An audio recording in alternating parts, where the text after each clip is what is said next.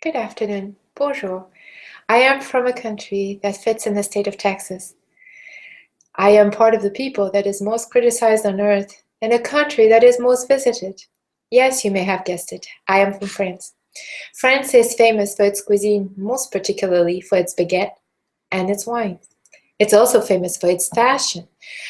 Surprisingly enough, the stripped knitted tops, which are mostly worn by fishermen and sailors. As for a beret, I don't have one. They are generally worn by men in the Southwest or elderly gentlemen. This is the stereotype of the people. But France is a lot more than that. For me, an expatriate, it is home, history, old buildings, street named after famous people. It is a place called Troyes, my hometown, located east of Paris. It wasn't much when I was born in the now police station. No, my mother wasn't a felon, but the hospital was repurposed as a police headquarters. That is something that happens a lot around here. Change.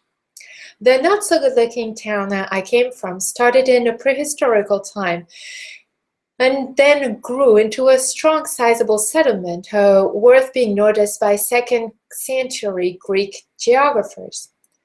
Troyes crossed paths with Attila and his army. It was a refuge for the returning crusaders, blinded by the captures. It was a place of rebellion, refusing entrance to Charles VII and Joan of Arc on account of high taxes.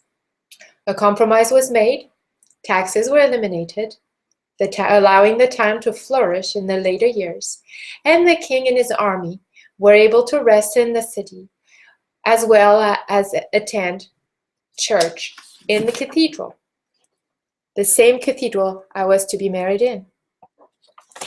This holy place, as well as 9 other churches, remained from this period of time.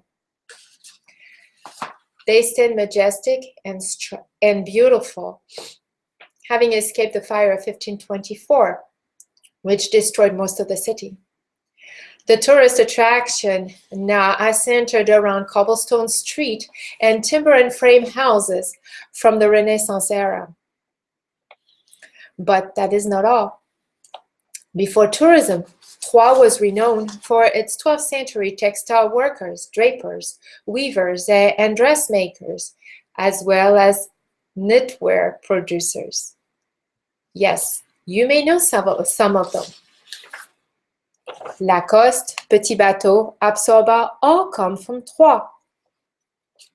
Well, let's go back in time. The Counts of Champagne, having discovered that they could make some profit out of the talented textile workers, decided to organize fairs, les Foires de Champagne. So, twice a year, for several weeks, craftsmen from all over Europe would gather in Troyes, trade, enjoy entertainment and food. One thing you need to know about France is that each town has a food specialty and each region has its wine. Troyes is no exception. Its specialty is andouillette, sausages made out of pork intestine.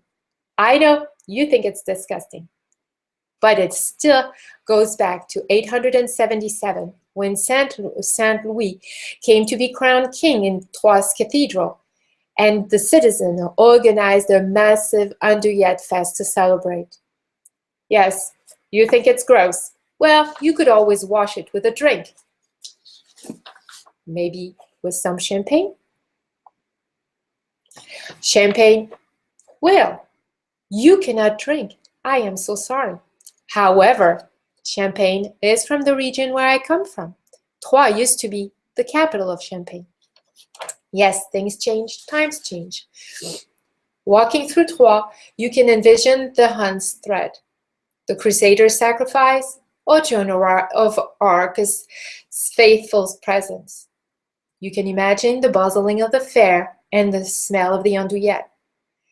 It is a door to history.